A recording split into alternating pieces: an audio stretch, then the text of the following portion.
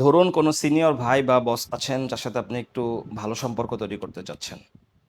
আপনি সাধারণভাবে কি করবেন?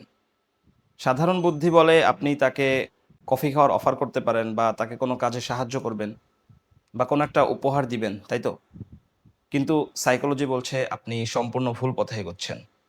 মানুষের মন জয় করার সবচেয়ে কার্যকরী বৈজ্ঞানিক ট্রিক হলো তাকে সাহায্য করা না, বরং তার কাছ থেকে সাহায্য চাওয়া।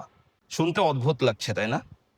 আজ আমি আপনাদের সাইকোলজির এমন একটি ট্রিক শেখাবো যা জানলে মানুষের সাথে সম্পর্ক করার যেই ধরন আপনি জানতেন সেই চিন্তা ভাবনাটাই বদলে যাবে। এটার নাম দ্য বেন ফ্রাঙ্কলিন ইফেক্ট। আমেরিকার অন্যতম ফাউন্ডিং ফাদার বেঞ্জামিন ফ্রাঙ্কলিনের একজন কট্টর রাজনৈতিক শত্রু ছিল, যিনি তাকে একদমই দেখতে পারতেন না। ফ্রাঙ্কলিন জানতেন যে এই মানুষটার মন জয় করতে হলে তাকে খুশি করার চেষ্টা করে কোনো লাভ নেই। তাই তিনি একটি মাস্টার প্ল্যান করেছিলেন। কি ছিল সেই মাস্টার প্ল্যান? ফ্রাঙ্কলিন জানতেন ওই লোকটার লাইব্রেরিতে অত্যন্ত রেয়ার কিছু বইয়ের কালেকশন আছে। তিনি লোকটিকে চিঠি লিখে একটা বই কয়েকদিনের জন্য ধার চান। লোকটি অবাক হলেও বইটি পাঠিয়ে দিয়েছিলেন। ১ সপ্তাহ পর ফ্রাঙ্কলিন একটা সুন্দর থ্যাংক ইউ নোট সহ বইটা ফেরত দেন। মজার ব্যাপার হলো, এর পরদিন যখন তাদের সামনাসামনি দেখা হয় তখন ওই শত্রু লোকটা যিনি ছিলেন, প্রথমবারের মতো নিজে এসে ফ্রাঙ্কলিনের সাথে হেসে হেসে কথা বলেন। এরপর তারা জীবনের শেষ দিন পর্যন্ত খুব ভালো বন্ধু ছিলেন বলে ইতিহাস থেকে জানা যায়। কিন্তু এমনটা কেন হয়?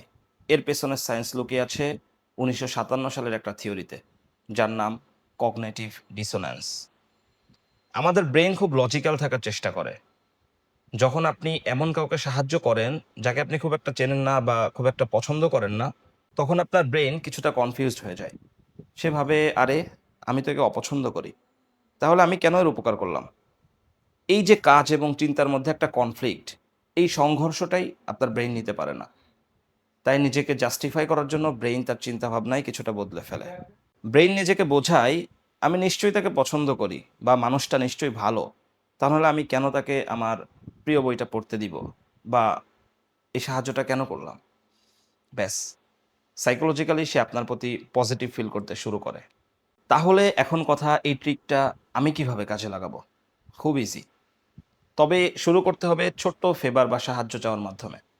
কারণ শুরুতেই বড় কোনো সাহায্য চাইলে মানুষ স্বাভাবিকভাবেই বিরক্ত হতে পারে। ক্লাসে পাশের জনের সাথে কথা শুরু করতে চান, তার কাছ থেকে একটা কলম ধার চেতে পারেন। অথবা তাকে জিজ্ঞাসা করুন, আচ্ছা, গত ক্লাসের এই টপিকটা কি বুঝতে পেরেছিলে? আমাকে একটু বুঝিয়ে দিবে? মানুষ প্রকৃতগতভাবেই অন্যকে জ্ঞান দিতে বা সাহায্য করে নিজেকে কিছুটা সুপিরিয়র প্রমাণ করতে ভালোবাসে। যখন সে আপনাকে সাহায্য করবে তার নিজের ভেতরেই একটা গুড ফিল হরমোন কাজ করবে এবং তার অবচেতন মন ভাবতে বাধ্য হবে যে সে হয়তো আপনাকে পছন্দ করে বা সে হয়তো আপনার প্রতি পজিটিভ।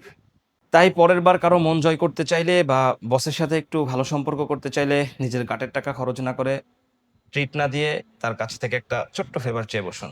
কাজটা হয়ে গেলে তাকে একটা হাসি দিয়ে থ্যাংক ইউ বলতে পারেন। বাকি কাজটা তার ব্রেইন আর কগনিটিভ ডিসোন্যান্স মিলে করে দিবে।